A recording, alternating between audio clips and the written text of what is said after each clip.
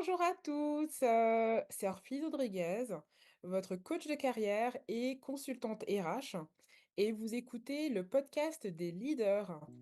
Donc cette émission, elle est dédiée à l'exploration des aspects clés du leadership, de la gestion des ressources humaines et du développement personnel. Donc dans cet deuxième épisode, nous avons un sujet hyper important à traiter qui est donc les entreprises toxiques et le management toxique. Dans un monde où, les entreprises peuvent parfois, être, nommées toxiques ou reconnues toxiques, hein, on peut se poser cette question, est-ce que le management peut aussi devenir, toxique, suite à, finalement l'environnement, de travail? Donc aujourd'hui, on va vous aider en fait à explorer donc les nuances du leadership et découvrir comment transformer les environnements de travail pour le mieux, pour qu'ils soient meilleurs et vous aider évidemment à devenir le leader dont votre équipe a réellement besoin. Heu, je suis sûre que vous êtes prêts donc à relever ce nouveau défi avec nous. Aujourd'hui, je vais vous présenter, Sabrina Vaillant, qui est coach aussi donc pour les femmes managers, et aussi donc les femmes qui sont concernées par le HPI.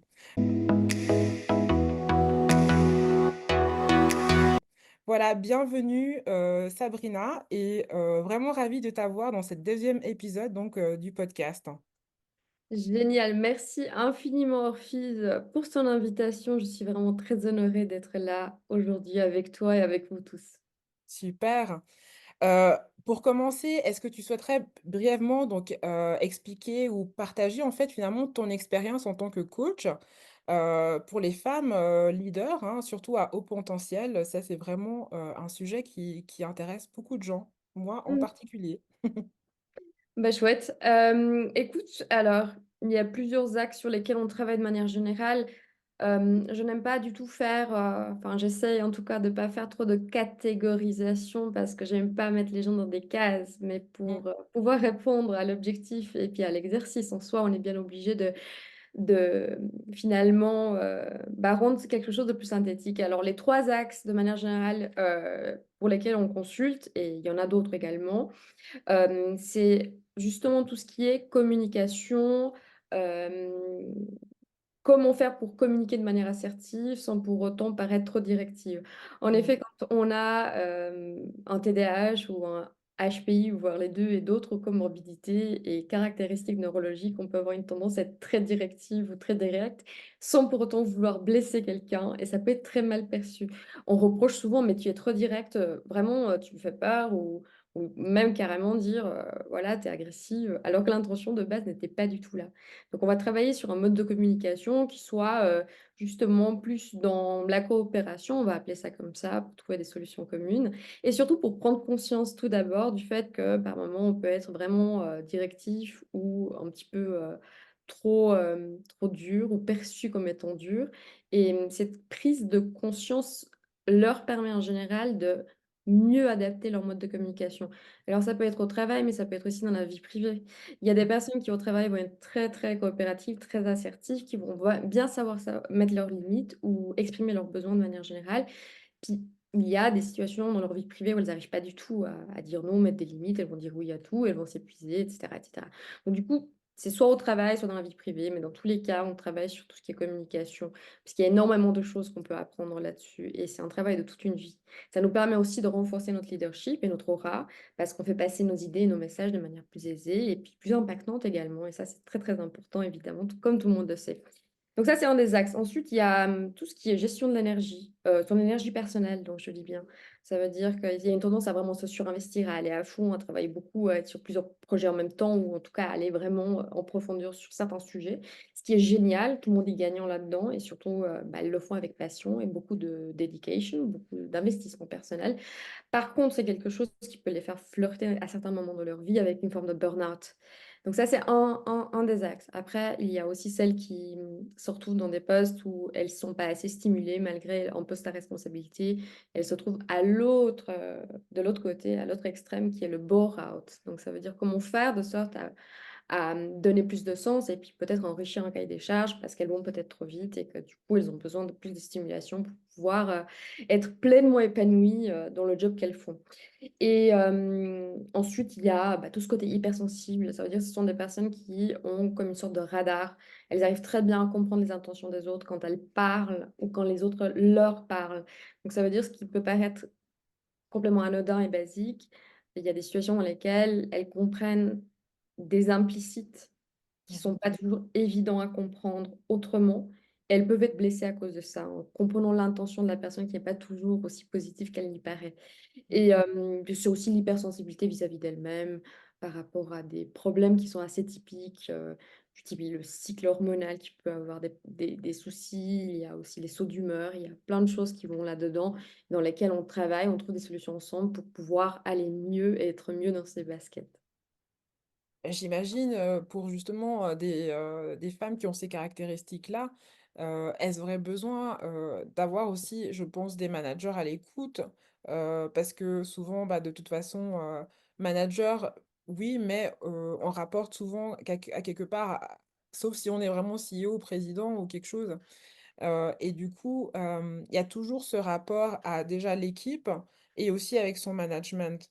Donc des 2 côtés, quand on a ces caractéristiques-là, j'imagine qu'il va falloir s'adapter, il va falloir, se faire comprendre aussi, parce que, ça comme tu l'as bien dit, elles peuvent peut-être faire peur par leur communication, elles peuvent faire peur aussi par, leur capacité à aller vite, à travailler vite, à vouloir aller vite, avoir des exigences aussi hautes, par rapport à leur équipe, envers elles-mêmes aussi. Enfin, il y a tellement de dimensions, à mon avis, qui doivent ressortir de ces choses-là. C'est drôle à quelque part, je me reconnais un peu dans ta description, donc c'est pour moi, ça va être un peu facile de te poser des bonnes questions. Je le ressens, je le vois et c'est juste génial parce que tu as vraiment mis le doigt sur quelque chose qui est super important, c'est le fait d'aller trop vite.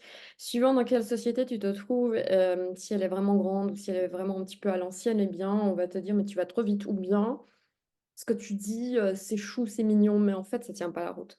Ouais, Et en fait, tu as assez rapidement, comme on le dit aussi dans le milieu, ouais, cette capacité à voir très loin, voir que quelque chose ne fonctionnera pas et qui fait que le projet dans lequel on s'engage avec soit des équipes, soit, de manière transverse, bah, ne va pas aboutir et donc du coup, tu le dis et on t'écoute pas et c'est ultra frustrant parce qu'en fait, ta voix a du mal à être entendue ouais. et à chaque fois que tu prends la parole eh bien, tu te rends compte qu'il y a, malgré, toute l'intelligence et puis ton statut et ton rôle, tu as quelqu'un à côté qui va reformuler ça différemment et qui va réussir à faire passer le message. Mmh, Toi, tu te retrouves complètement en décalage et frustré parce qu'en fait, ce qui sort de ta bouche, la plupart du temps, peut ne pas être correctement entendu mmh, et ça, c'est une des grandes frustrations également, malgré le fait qu'elles peuvent être vraiment très, très compétentes. C'est mmh parce qu'elles ont une vision qui probablement ne colle pas avec la majorité des personnes qui l'écoutent. mh. Sans parler également du biais lié au genre. Mmh. Oui, on est en 2024, mais il y a encore du travail à faire Et là-dessus. oui. Et bah, moi, je suis sûre que tu es très, très familière avec ce modèle disque, à mon avis, de Marston, avec ses 4 couleurs, évidemment, que de plus en plus de gens utilisent, hein, ils font allusion au travail. Alors, tu es un peu rouge, enfin, tu es un peu bleu. Déjà, arrêtons les stéréotypes. Il y a personne qui est bleu ou rouge, on a tous ces mêmes 4 couleurs. C'est juste qu'ils sont à des niveaux, de dominance différents, voilà, selon quoi.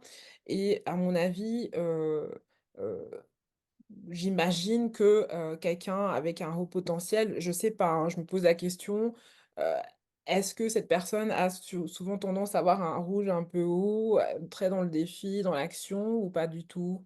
Je me pose cette question du coup. Ouais, c'est une très bonne question que tu te poses. Je n'aurais pas la prétention d'avoir la réponse, complète Non, par rapport à ça. Par contre, ce que je peux dire, c'est qu'il y a autant de profils de personnes qui sont touchées par le HPI qu'il y a d'individus sur terre. Quelque ouais, part, il y a des tendances chez ces individus, mais il y a aussi des personnes qui sont complètement bleues, hein. ouais, C'est-à-dire qu'ils sont complètement toutes, ouais, introverties, douces et cetera et en ouais, toute honnêteté, je pense que ça dépend vraiment du caractère, de la personnalité, au-delà, en fait, d'une caractéristique neurologique et d'un mode de fonctionnement divergent, comme on l'appelle. super. Après, voilà, peut-être que ce que tu es en train de dire, ça fait sens dans un certain sens, dans le sens où le manager qui se trouve dans un rôle de management, bah, probablement, il a peut-être plus de caractéristiques du type rouge, parce qu'il est plus Ouais. attiré par ce genre de poste et que le type bleu, bah, il va pas du tout être attiré par ce type de poste et en général, bah, il va pas postuler ou en tout cas, il va même peut-être refuser, une promotion qui va dans ce sens. Donc Mmh. ouais, c'est un bon point à explorer en tout cas. Ouais, ouais, ça de toute façon, on peut tous faire nos tests, hein, pour voir un peu où on se situe et tout ça. En tant que manager, je pense que ça doit être un bon outil aussi, hein, pour s'auto-évaluer, et surtout s'identifier, se connaître, hein. Mieux se connaître aussi pour mieux connaître son équipe. Voilà, en tout cas, pour rentrer finalement dans le cadre donc de l'environnement toxique, enfin, c'est un mot vraiment, large, hein, toxique. Il y a beaucoup d'éléments, hein, qui peuvent finalement, se matcher avec cet environnement toxique et beaucoup de caractéristiques aussi à ce niveau-là. À ton avis, comment tu définirais toi, avec tes mots, enfin, une entreprise toxique, hein, vraiment, pour qu'on puisse un peu se situer, dans cette conversation? Ouais, alors une entreprise toxique, moi j'aurais, je pense, la peine de vraiment la définir. Pour moi, il y a vraiment une série, comme presque une checklist qu'on pourrait rédiger de Mmh. signaux d'alerte, Mmh. que si on les rencontre, eh bien, qu'on se pose des questions, mais réellement, pas juste de se dire que c'est une coïncidence. Ouais. Déjà pour commencer, s'il y a une personne parmi lesquelles, dans l'audience qui nous écoute, se poser la question: «Est-ce que mon cahier des charges a été défini? Mmh. Est-ce que mon cahier des charges a été clairement défini également? Est-ce que mon cahier des charges, comporte des incohérences structurelles?» Je donne un exemple qui arrive malheureusement encore trop souvent. J'ai un cahier des charges dans lequel j'ai la responsabilité, métier, on va appeler ça comme ça. J'ai l'expertise, je sais comment faire le job. Mmh. J'ai, des collègues autour de moi, mais qui sont un peu mes collaborateurs parce que quelque part, je leur délègue et ils exécutent une partie du travail et ils m'aident à faire mon propre travail, on est en coopération. Mmh. Ces collaborateurs, quelque part, bah, eux aussi, ils ont une certaine mesure de la performance, mais qui est faite par un manager qui est complètement extérieur. Extérieur non pas, enfin extérieur de ce cercle-là. Et moi, en tant que personne qui ait la compétence métier, j'ai pas la compétence managériale. Mmh. C'est peut-être un petit peu abstrait comme ça, parce que si on l'a pas vécu et je le souhaite à personne, eh bien on se dit: «Non, mais c'est quoi ce chenil et tout?» Le problème, c'est qu'évidemment, on a une incohérence et on n'arrive pas à aller jusqu'au bout de ce qu'on est censé faire Ouais. sur tous les pans du métier. Mmh. Parce que il ne suffit pas simplement d'expliquer comment faire une certaine tâche. Il y a un besoin également, mais qui est presque naturel, qui est consubstantiel à la tâche de la personne, de l'individu à ce moment-là, Mmh. et celle, de dire, «Voilà, je te corrige, je te montre comment tu devrais faire, mais attends, mais regarde, là, maintenant, je te propose de faire différemment». Si tu n'as pas, la délégation managériale pour faire ça, la Mmh. personne qui est juste en dessous de toi peut dire: «Bon, bah, écoute, tu m'as expliqué comment faire, mais toi, tu as rien à me dire, de toute façon, je le fais comme je veux». Mmh. Et ça, bon, déjà, ce type d'interaction, c'est toxique, ça veut dire que c'est un environnement qui est vraiment malsain, mais c'est aussi en lien avec la posture de l'individu, qui n'a pas toutes les prérogatives pour faire son job jusqu'au bout. Ouais, c'est pas l'autorité ou la prérogative comme tu dis ou et le soutien aussi, finalement le mettre en échec à quelque part. C'est-à-dire, c'est un peu peut-être, je pense, moi en tout cas personnellement j'ai déjà vécu ce genre d'environnement. Est-ce que ça te parle directement ou pas trop? C'est vrai que quand on a été confronté à ça, c'est souvent ça, en fait, c'est te mettre dans situation un peu «d'échec» en guillemets, Ouais. parce qu'on te demande de faire des choses que, finalement soit, tu pas vraiment l'accord en aval L'autorité, pour ouais, faire bouger les lignes ou ouais. alors, on te met des objectifs tellement réalistes que, de toute façon on sait que tu vas pas y arriver mais on te les met quand même. Enfin la liste s'allonge en fait, mais c'est vrai que, en tant que leader, on doit se poser la question, bah, comment on peut prévenir ce genre de situation et comment on peut éviter de mettre nos collaborateurs en échec finalement? Ouais, exactement. Il y a ce phénomène-là et puis il y a aussi l'idée de se poser et de se poser les bonnes questions. C'est quelque chose qui m'est cher parce qu'on est dans un monde où il faut aller vite, tout est volatile, tout est en mouvement, tout change presque instantanément. Je suis d'avis que justement, c'est pas une perte de temps que de définir un cahier des charges, ce n'est pas une perte de temps que de mettre des process au clair, c'est ultra important. C'est pas Mmh, qu'une question de collaborateurs finalement, c'est aussi une question de rentabilité. mmh, Parce qu'évidemment, une entreprise qui a un certain nombre de procédures qui sont au clair, elle aura aussi plus de chances de produire beaucoup plus et mieux ou de meilleure qualité. Et tout le monde est heureux à la fin, tout le monde est gagnant à ça. Donc, je pense que c'est de quelque part, continuer à regarder, de ne pas prendre en considération l'angle mort mmh, quand on conduit, hein. On doit faire toujours attention à l'angle mort quand on veut dépasser et bah, c'est pareil. Et dans mmh, ce cadre-là, on est obligé aussi de regarder des choses, aussi basiques que les process et les responsabilités, la cartographie, mmh, pour pouvoir, gagner en impact. mmh, Et il y a pas le mot garantie, mais en tout cas, faire en sorte, au maximum, d'avoir des environnements qui soient à l'équilibre, si on peut dire, parce que c'est pas la seule variable, il y a plein d'autres choses qui vont entrer en ligne de compte. Mais donc là, l'entreprise est un écosystème, on donc parle des stratégies d'adaptation là, du coup, ou les solutions, hein. C'est ça, hein? Là, on est oui, parti, du coup. aussi. Oui, on est un peu parti là-dessus, mais pour revenir, dans l'environnement toxique, Hem, une des choses qui est vraiment malsaine, c'est aussi, trop de couches, différentes, en système dans lequel la prise de décision est vraiment très décentralisée. Il y a beaucoup de personnes qui doivent donner leur avis et il y a un manque de coopération entre les différents corps de métier, les différents services. Et le leader justement, bah, il endosse pas son rôle de leader à 2000. Du coup, il n'arrive pas à rassembler tout le monde et mettre les gens d'accord autour d'un compromis. Mmh, Ce qui amène évidemment, bah, de l'épuisement, des incohérences, une bataille d'ego. C'est pas que je te rends service ou je te rends pas service, c'est je te fais ça parce que tu m'embêtes et parce que ça me saoule et on perd de vue, l'objectif, de l'entreprise ou du service dans lequel on se trouve. On le mmh, perd complètement de vue. C'est comme, avoir un terrain de foot, eh bien, il y a plein de joueurs, il y a des règles et on continue à courir sans regarder où est la balle. mmh, Ça sert à rien. On a beau courir, on voit pas où est la balle, on va pas faire de goal. mmh, Et il y a aussi, bah, les environnements qui sont vraiment basés uniquement sur le copinage. ouais. Heu, Ouais, Où tu ça, as l'impression en tant que nouvelle recrue, tu arrives, tu te dis: «Ouais, c'est génial et tout». Bah, non, en fait, tu as aucune chance parce qu'il y a des clans qui sont déjà c'est bien ça. en place. Mmh, C'est quasi cartélisé, tu captes rien au début et au bout d'un moment, bah, tu te rends compte que tu dois choisir un camp. Et si tu décides de pas choisir de camp, bah, tu risques aussi d'être mis au banc, mmh, de ces jeux-là.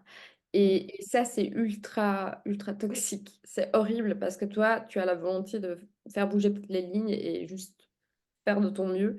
Mais si tu es quelqu'un qui n'a pas trop envie d'entrer dans la politique de bureau, comme c'est aussi le cas, souvent, de certains profils, ça va être très compliqué de survivre et là. justement, quels sont les outils qu'on peut amener? Enfin, finalement, on ne les connaît pas, hein, ces signes-là, on les a peut-être des fois, on peut être un peu attentif, hein, le moment du recrutement, on peut poser des questions au moment de l'embauche, sur la dynamique de groupe, les on peut identifier, on va dire, par exemple, c'est le taux de turnover, s'il y a eu beaucoup de postes à repourvoir ou des choses comme ça. Il y a quand même des petits signes qu'on peut, identifier qui sont précurseurs finalement, de ce type d'environnement. Mais une fois qu'on y est, comment faire finalement? Comment peut-on faire? Parce que quand on voit justement qu'il y a déjà des clans, il y a déjà des copinages, il y a déjà des objectifs, inatteignables, ou il y a ci ou ça, heu je voilà, moi j'ai mon avis évidemment, mais c'est que finalement, c'est important, je pense que dans ce podcast, qu'on puisse finalement fournir des outils et des pistes aux personnes aux leaders qui se retrouvent dans ce genre de situation Mmh. finalement. Mmh. C'est vrai que c'est très délicat. Je dirais une des premières choses, c'est, de prendre conscience de ce qui se passe, de faire une cartographie. Pas dans l'idée de choisir un clan ou un camp, mais dans l'idée de comprendre qu'est-ce qui se passe. En parler, ne pas rester seul, en parler autour de soi, auprès de personnes qui sont soutenantes ou des Mmh. personnes qui ont peut-être vécu ça.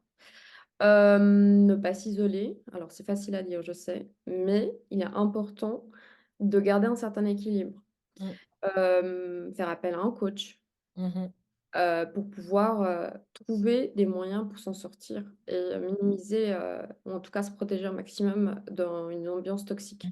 Travailler sur sa communication. Mmh. Hem, Par exemple, je sais pas, apprendre à peut-être plus mettre des les limites, à mieux gérer ses émotions, même si le mot gestion va froisser un certain nombre. Mieux réguler ses émotions, je dirais. Mmh. Voilà, dans le sens que peut-être il y a tellement d'injustice, de frustration et d'énervement que ça nous coûte énormément en travaillant dans ce genre de milieu. On est très, très fatigué, on est épuisé, on est drained, on est vidé à la fin de la journée. Donc ça, c'est toutes des choses aussi à travailler qui sont possibles à explorer en coaching. De faire en sorte de choisir ses propres batailles. Ouais, c'est ça. Mmh. Ça, c'est hyper important. Ça, c'est un truc, vraiment, c'est pas toujours simple, mais aussi à travers le coaching, on peut trouver justement des pistes en se disant: «Ça, c'est super important, ça, c'est moyennement important, ça, c'est super urgent, ça, c'est essentiel parce que ça aura des répercussions sur plein d'autres éléments».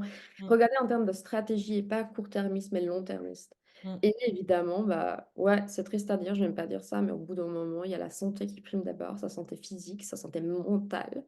Donc décider de gentiment choisir de partir, d'aller voir ailleurs. Et ça, c'est un échec pour l'entreprise malheureusement. Il y a pas suffisamment d'entreprises qui en sont conscientes. Et Mmh. hem et voilà pour les quelques pistes, je dirais, pour pouvoir, faire preuve de résilience et se donner de la compassion à soi. Ouais, Mmh. ça c'est je pense c'est très important, de pas s'obliger, de pas se forcer, de se donner de la compassion. Parce que ce qui compte, c'est nous, à partir du moment qu'on fait preuve de l'égoïsme sain, eh bien, on peut aller plus loin, on peut aller jusqu'au bout. Sinon, sans soi-même, à l'équilibre, plus ou moins bien en tout cas, on va pas aller très loin. Donc c'est important de prendre soin de soi, vraiment. Mmh. Oui et puis finalement c'est un élément, je suis tout à fait d'accord, hein, je pense que, c'est voilà, c'est important, c'est vraiment toujours cette image, hein, heu, quand on dit dans l'avion, il faut d'abord mettre son propre masque avant de pouvoir mettre le masque des autres finalement. Parce que Absolument. sinon on va pas pouvoir, bah, on va pas survivre en fait. Donc je pense déjà la question c'est de savoir, bah, est-ce qu'on est en mode survie ou est-ce qu'on est en mode succès? Enfin, est-ce qu'on a vraiment, les moyens de changer ou pas? Est-ce qu'on a envie aussi de le faire ou pas? Enfin, il y a vraiment, se poser ces questions-là déjà. Heu Entièrement d'accord. et puis donc quand tu dis, voilà, on prend soin de soi, mais non, si on se sent, voilà, dans cette capacité de finalement aller au-delà, de dépasser ses peurs, de dépasser, sa frustration et puis, il y a encore on put on the cap, the hero cap, enfin, Mmh. si on a cette envie, hein, disons, d'instiller en fait le changement, d'instiguer le changement, heu et dans ce cas-là, c'est-à-dire que voilà, on est prêt quand même à se confronter à quelques résistances. Du coup, comment peut-on, proposer des conseils finalement à un manager pour justement amener le changement? Si, Ouais. il y a quelques changements qui peuvent se faire. Bon, après, ça dépend aussi du contexte dans lequel on se trouve, hein. Si on est un nouveau manager et puis on voit, que c'est vraiment, très complexe et compliqué, il est très important de pas arriver avec ses gros sabots, hein. Mmh, c'est Facile clair. à dire aussi. Mais commencer alors pour moi, c'est le liant L-I-A-N-T. Qui est très important et qui est la confiance. C'est la base de tout. Les Mmh, relations humaines sont basées sur la confiance, elles sont saines. Sinon, il y a de la méfiance, il y a de la compétition, il y a de la peur et ça, c'est pas bon. mmh, Donc, pour commencer à mettre ça en place, faire connaissance avec son équipe, en imaginant qu'on est un nouveau manager. mmh, Si on a un ancien manager puis on veut faire mieux et si on n'a pas encore mis ça en place, de faire en sorte d'être en contact au plus proche de son équipe.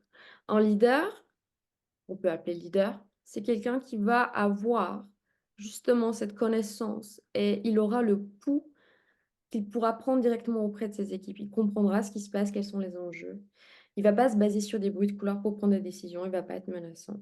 C'est mmh, quelqu'un qui va, justement être à l'écoute. Alors ça peut être les entretiens individuels, ça peut être, des entretiens informels, ça peut être, des sorties vraiment informelles, mais l'essentiel, c'est de le faire avec tout le monde pour pas qu'il y ait des gens qui se sentent mis de côté. Dieu sait pour mmh quelle raison, on veut éviter ça à tout prix. D'essayer d'écouter un maximum leurs besoins et leurs frustrations également, de leur poser des questions. Souvent, ils savent bien. bien mieux que le que nous, sur, ce sur quoi on pourrait travailler, approfondir et mettre des choses en place parce qu'ils sont dans l'opérationnel, ils sont encore plus proches du terrain. Écoutez les frustrations et ensuite, si c'est pas encore fait, définissez votre vision Mmh. en accord avec celle de l'entreprise, de votre service, en accord avec vous-même aussi. Parlez-en et faites-les adhérer à votre vision.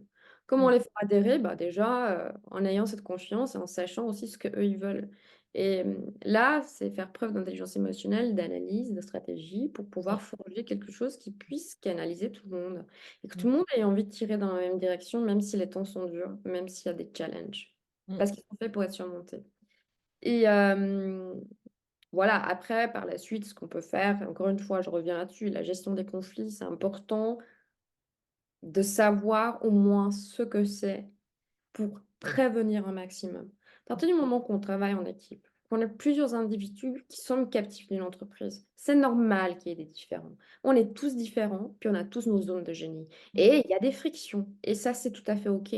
Ce qui n'est pas OK, c'est de se dire: «Ah bon, bah, ça passera. Ah, on n'est pas à l'école enfantine, c'est bon, je vais pas aller faire le flic». Mmh. C'est faux. C'est pas ça le rôle de l'individu qui est là aussi pour assurer une certaine cohésion. Qui dit cohésion dit aussi prévention. Donc Mmh. ça veut dire utiliser son intelligence émotionnelle, son sens de l'observation, son verbal, non-verbal, paraverbal, de comprendre ce qui se passe, s'il y a des tensions. Aller en parler avec tact aux personnes qui sont concerné, parce que vous craignez être en début de conflit ou de différend qui pourrait s'envenimer et aller, être transvasé sur, justement les performances et aussi le travail et l'ambiance au total. C'est Mmh. très important d'aller en position basse Mmh. et avec beaucoup d'empathie. Mmh. Hem, on a toujours tendance à croire encore aujourd'hui qu'en allant comme en bulldozer, on va forcément, de manière autoritaire, taper du poing sur la table et que tout le monde va écouter. En fait, les gens qui vont vous écouter, c'est ceux qui vont craindre ce que vous allez faire et Mmh. les conséquences, mais ils vont jamais vraiment se ouvrir à vous. Du coup, c'est Mmh. important d'aller en parler, de se mettre en position basse, de garantir la confidentialité, d'avoir une parole, une cohérence. Par contre, ça, vous le dites, vous le faites, vous le tenez, quoi qu'il arrive. Mmh.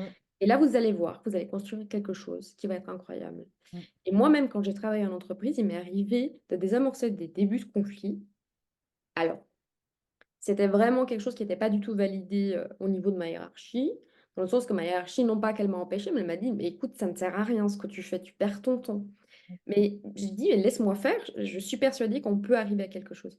Et en fait, en parlant avec les différents protagonistes et ensuite avec leur accord, en les amenant tous dans une salle, on a mis quelque chose en place, une communication et ils m'ont dit que finalement, ça leur a fait tellement du bien d'en parler parce qu'ils se sont mal compris, parce que ce jour-là, il y en a un qui avait une très mauvaise nouvelle et c'est vrai, il reconnaît qu'il a surréagi, que c'était vraiment pas juste et cetera et cetera. Et d'un seul coup, bah, j'ai fait coïncider, des besoins, ils ont communiqué. Depuis, il y a plus de soucis, alors que ça faisait quand même à peu près une semaine qu'il y avait des tensions. Donc je l'ai pris assez tôt. Si je l'avais laissé, peut-être que ça se serait bien passé ou peut-être pas. Et c'est Mmh. ça la différence. Il faut avoir le courage de le faire. Le Et en tant que courage, hein. manager ou leader, on est payé aussi pour ça, pour avoir Mmh. ce courage-là. Mmh.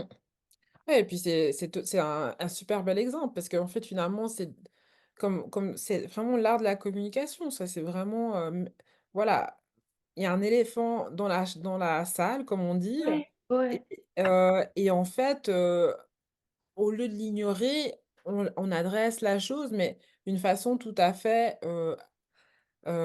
agréable et ludique, enfin, ludique parce que c'est pas confrontant, en fait. C'est pas, c'est vraiment dans l'écoute et c'est hors jugement, en fait. C'est vraiment, un problème qui concerne tout le monde et puis c'est pas, voilà, c'est pas, on met pas le doigt sur une personne ou on n'est pas en train Ouais, d'essayer de exactement. culpabiliser quelqu'un ou voilà et ça c'est souvent, le problème qu'on retrouve dans les entreprises, c'est souvent, chacun veut protéger en fait, ses petites fesses, pour le Oui. dire Mmh. et puis on n'ose pas en fait co parler d'un problème collectif, d'un environnement collective, d'une collaboration, collective. Enfin, finalement, c'est un problème collectif, hein, c'est pas le problème d'une seule personne et je pense que, ça, c'est vraiment, une approche aussi, hein, qui est du leader, hein, de pouvoir amener, d'avoir pouvoir poser les choses et vraiment le faire, de façon bienveillante, finalement. Donc Ouais, absolument. ouais, C'est exactement ça, même si ça peut paraître, difficile, même si par moment notre intuition peut nous dire qu'ici et là, il y a quelque chose qui est bizarre. ouais, Par contre, attention avec l'intuition, dans le sens où ouais. moi, je m'en sers au quotidien et je la maîtrise pas et Mmh, probablement je la maîtriserai jamais mmh. et c'est très, très facile de glisser entre le jugement, l'intuition et de croire qu'en fait, c'est l'intuition qui parle alors que c'est un jugement, une blessure à Mmh mh. l'intérieur de soi qui parle et qui nous pousse à agir de manière qui pourrait être injuste. Mmh mh. Et il y a tellement d'effets miroirs en entreprise et Mmh. aussi dans les équipes. C'est en fait une école presque Mmh. et en être conscient, ça permet énormément de finalement peut-être éviter certaines gaffes, Mmh même mh. si 100 n'existe pas. Mmh mh. Mmh. Super. Bah, écoute, merci beaucoup. On en est sur notre demi-heure, hein. Du coup, ça a passé hyper vite, hein, comme d'habitude, Ouais. quand on est sur un sujet intéressant comme ça. Un tout dernier point peut-être pour conclure, Sabrina, comment les gens peuvent faire appel à toi? Et est-ce que tu aurais une ressource, une recommandation, une petite recommandation pour notre audience qui écoute ce podcast, hein? Alors, je dirais tout d'abord, le fait de prendre conscience qu'il y a un besoin, c'est 50 du travail qui est fait et ça, Mmh. c'est juste génial. C'est en général comme ça que j'aime bien le définir et d'ailleurs, ça vient pas de moi, je ne suis pas la seule. C'est vraiment une idée, qui est commune. Se former encore mieux à la communication, je pense qu'on peut devenir un excellent communicateur. C'est à la portée de tous à partir du moment qu'on a quelques outils et compréhension de ce que c'est une bonne communication. Parce que c'est souvent dans la nuance, c'est comme une horlogerie fine évidemment. Hem, on ne peut pas se dire que c'est du soir au lendemain que ça vient, mais ça peut arriver assez rapidement à partir du moment que justement on se sert d'outils et on fait un travail d'introspection, qui peut être assez, comment dire? Sur le terrain, dans son métier déjà, pour Mmh. commencer. Ensuite, évidemment, on évolue dans un monde, comme l'appellent certains spécialistes, dans un monde VUCA où il y a, V comme volatilité, U comme uncertainty, c'est, l'incertitude, Mmh. la complexité et l'ambiguïté et je pense qu'aujourd'hui, c'est se tirer une balle dans le pied, encore une fois, que de ne pas faire appel à des spécialistes qui Mmh. puissent, de manière ponctuelle, soit venir faire des séminaires, soit former des équipes à un certain nombre d'outils Mmh. et simplement travailler ensemble sur la cohésion d'équipe, Mmh. travailler sur la coopération, la collaboration, les besoins de chacun, sur la communication transverse et cetera. Tout à fait. Et voilà, dans les grandes lignes, je dirais ça. Pour ma part, bah, je suis, sur LinkedIn, sur Sabrina Vaillant Coaching et j'ai mon site internet également, en tapant sabrinavaillant.com, on tombe directement sur moi. Donc voilà. Bah, merci beaucoup Sabrina, vraiment un plaisir. Donc vous avez de quoi faire, hein. Vous avez, 2 types de coaching différents. En tout cas, mais je suis tout à fait d'accord avec toi Sabrina, que ce soit, un coach, personnel pour vous ou un coach, ou des interventions avec, des demi-journées de séminaire, des journées de sortie ou même des jeux, hein, finalement, pour, le team building ou éventuellement aussi des outils psychométriques que vous pourrez utiliser pour mieux connaître les membres de votre équipe. Ça, je pourrais vous le proposer aussi en tant que coach, hein, certifié donc par Nova Global. Donc voilà, pour terminer, en tout cas, merci beaucoup Sabrina. Pour ma part, voilà, moi je m'appelle Orphise Rodriguez, je suis aussi, conseillère RH et coach et j'accompagne les leaders aussi, et surtout les managers à relever des défis, les défis vraiment liés à leur fonction, voilà. Pour en savoir plus, ben, rendez-vous sur le site aussi de HR Solutions, -sa.com et je vous dis à tout bientôt. Merci beaucoup. Au revoir. Merci Orphise, merci à tous, à bientôt.